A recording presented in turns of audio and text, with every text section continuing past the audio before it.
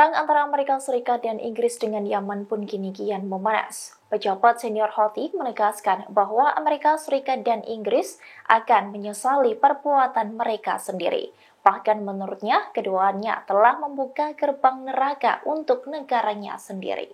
Dikutip dari Al-Mayadin, hal itu disampaikan oleh pejabat senior Houthi bernama Ali Al-Kahom. Ia menyatakan agresi yang dilakukan oleh AS dan Inggris akan dibayar mahal oleh mereka. Al-Kahom menegaskan bahwa keduanya harus menanggung konsekuensi dari pembalasan Yaman dan pencegahan strategis negara tersebut. Terkait dengan serangan baru-baru ini, ia mengatakan bahwa serangan AS dan Inggris tidak berdampak apapun. Oleh karena itu, Al-Kahom mengatakan kedua negara itu akan menyesali perbuatan mereka. Ia juga menegaskan bahwa agresi yang dimulai itu sama halnya membuka pintu neraka bagi kedua negara tersebut. Al-Kahom menegaskan bahwa semua tindakan dan agresi mereka terhadap Yaman akan gagal dan mereka akan dihadang oleh Yaman dengan seluruh kekuatan yang dimilikinya. Ia juga menekankan bahwa mereka akan meninggalkan wilayah tersebut dengan perasaan terhina dan putus asa. Dirinya menegaskan bahwa Yaman akan menjadi kuburan mereka. Terkait dengan Yaman dalam mendukung Gaza, Al-Kahom menegaskan bahwa akan terus berjuang hingga meraih kemenangan. Sebab menurutnya, Yaman memiliki angkatan bersenjata, kemampuan militer, dan orang-orang yang gigih.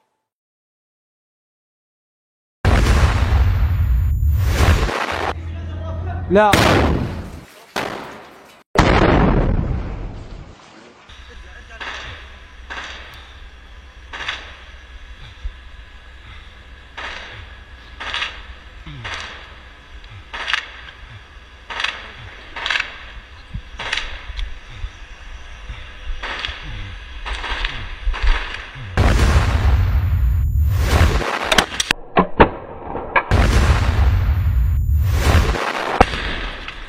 الله أكبر ولله الحمد.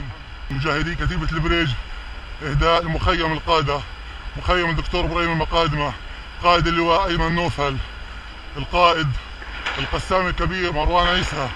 ولا جبان طلع منها، ولا جبان طلع من الآلية. إن شاء الله يكون الصحة. الله أكبر ولله الحمد.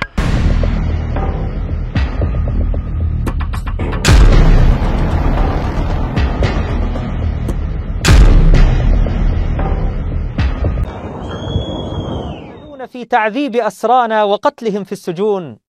Perang antara Hamas dan Israel telah memasuki hari ke-100 pada Minggu 14 Januari 2024. Dalam sebuah laporan, selama 100 hari perang ini, sebanyak 11.000 roket dan rudal telah ditembakkan ke wilayah Israel.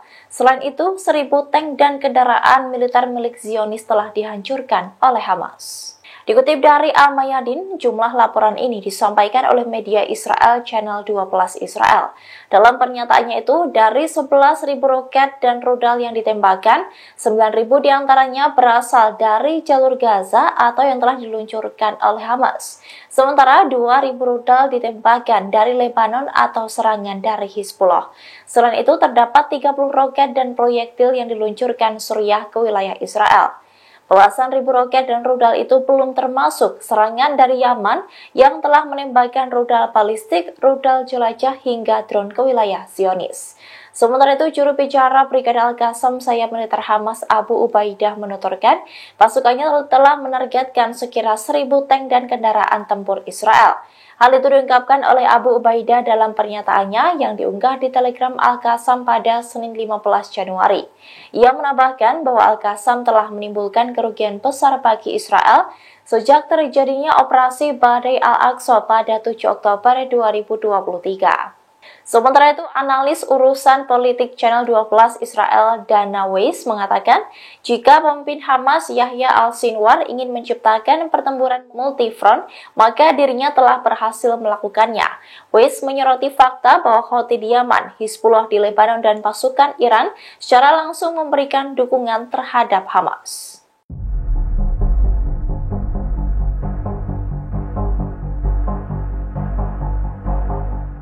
Sekretaris Jenderal Hizbullah Sayyid Hasan Nasrullah menyoroti serangan yang dilakukan Amerika Serikat dan Inggris ke Yaman. Menurutnya, serangan hingga intimidasi tersebut hanyalah sia-sia, sebab hal itu hanya akan membuat Israel terperosok dalam kegagalan dan terjebak di lubang yang dalam. Dikutip dari Al-Mayadin, hal itu disampaikan oleh Nasrullah pada Minggu 14 Januari 2024, tepat 100 hari perang antara Hamas dan Israel. Nasrullah menegaskan bahwa Israel belum meraih kemenangan apapun, bahkan gambaran kemenangan pun belum ada. Ia mengatakan saat ini Zionis terjebak dalam lubang yang dalam yang telah mereka gali di jalur Gaza. Menurutnya, agresi yang dilakukan AS dan Inggris pun untuk mengintimidasi Houthi telah menemui kegagalan.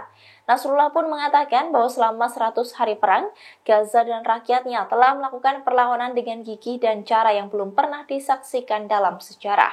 Selain itu, 100 hari peperangan ini justru meningkatkan kerugian yang besar untuk Israel. Sayyid Nasrullah menekankan bahwa hal ini semakin membingungkan pendudukan, mengingat laporan yang diungkapkan oleh media Israel mengenai kehadiran 4.000 tentara penyandang cacat di barisan militernya hanya dalam 100 hari. Ketika perang berhenti, Israel pun harus menghadapi bencana yang menimpanya sebagai akibat dari perlawanan di Gaza dan front pendukung lainnya.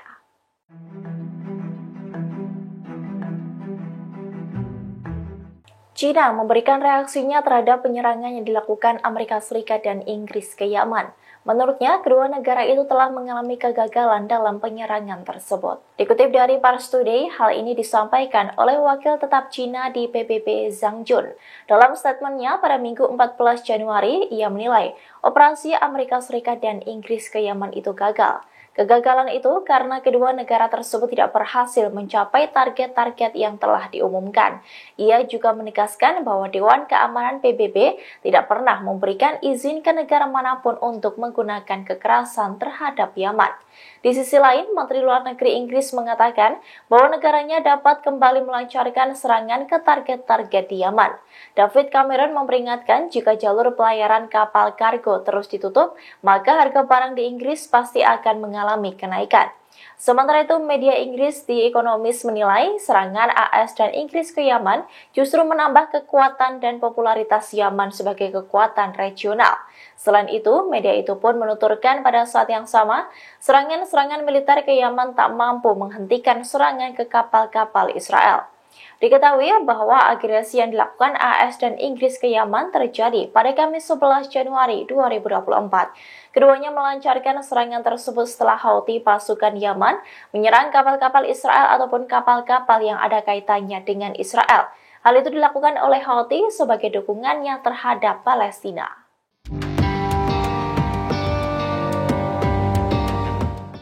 Rapat Kabinet Israel yang berlangsung pada Sabtu 13 Januari 2024 berlangsung memanas, di mana Menteri Pertahanan Israel Yoav Gallant sampai keluar dari pertemuan rapat dan para menteri yang lainnya pun saling melontarkan cemooh dan hinaan.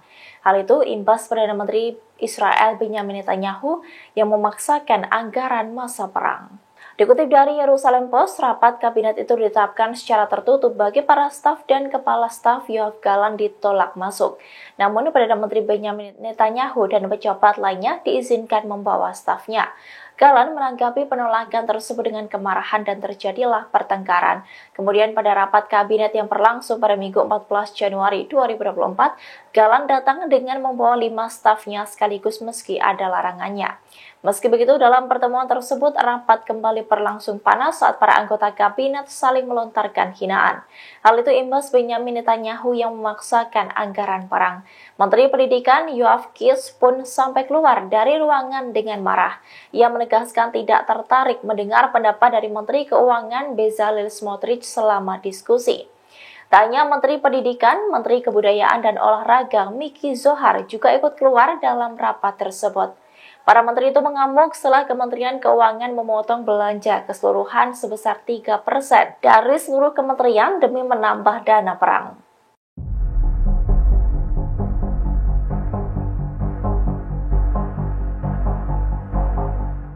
Hubungan antara Presiden Amerika Serikat Joe Biden dan Perdana Menteri Israel Benjamin Netanyahu kini justru memanas. Padahal Amerika Serikat telah memberikan dukungan penuh ke Israel hingga menyerang Yaman demi melindungi kapal-kapalnya. Biden bahkan disebut telah kehilangan kesabaran menghadapi Netanyahu. Dikutip Tribun News dari situs berita Axios, kabar ini disampaikan oleh seorang pejabat senior Gedung Putih pada Minggu 14 Januari 2024. Biden dan para pejabat senior Amerika mulai geram terhadap ulah Netanyahu yang mengabaikan permintaan Amerika Serikat terkait konflik di Gaza. Pejabat itu mengatakan bahwa pihaknya telah terjebak dalam situasi buruk. Ia menuturkan bahwa kesabaran dari Joe Biden pun sudah habis. Dalam laporannya, Axios juga mengungkapkan bahwa Biden sudah tidak berkomunikasi dengan Netanyahu selama 20 hari terakhir. Percakapan telepon terakhir antara Biden dan Netanyahu terjadi pada 23 Desember 2023 lalu. Bahkan dalam percakapan terakhir itu berlangsung menegangkan. Pejabat AS itu mengatakan ada rasa frustasi yang sangat besar. AS dilaporkan meminta setidaknya 3 hal kepada Netanyahu. Satu diantaranya pencairan pendapatan pajak Palestina yang ditahan oleh Israel. Kedua, Amerika Serikat juga menyoroti kelambanan Israel untuk mengizinkan lebih banyak bantuan kemanusiaan masuk ke Gaza. AS juga meminta untuk dibentuknya otoritas Palestina yang ditolak Netanyahu.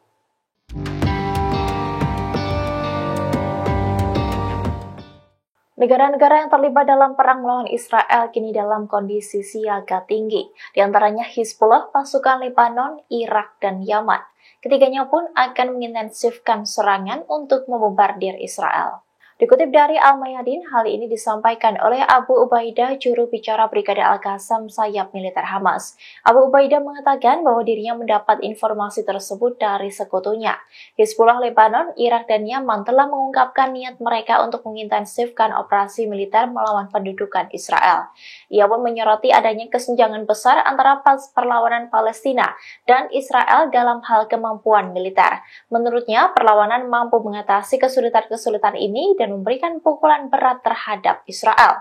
Selain itu, Ubaidah juga mengungkapkan bahwa Hizbullah, Irak, dan Yaman akan memperluas operasi mereka dalam beberapa hari mendatang. Ia juga mendesak umat muslim untuk bangkit melawan Israel yang berupaya untuk mengendalikan Gaza.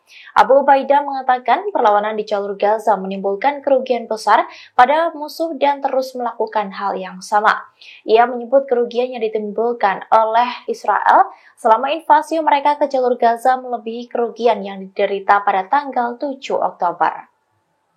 Download Tribun X sekarang, menghadirkan lokal menjadi Indonesia.